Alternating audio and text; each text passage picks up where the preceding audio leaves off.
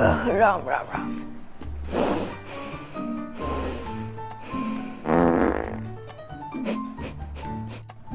হেৰা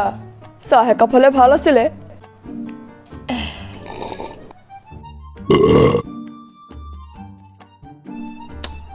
হেৰা চাহ একাপ হ'লে ভাল আছিলে অ' মাজনী কোৱাচোন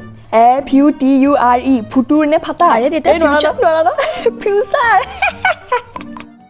ঐ হোৱাটছআপ ডিপি দিবলৈ ফটো এখন মাৰি দে না ল ৰেডি কবি দেই অলপ হাঁহি দিয়া আকৌ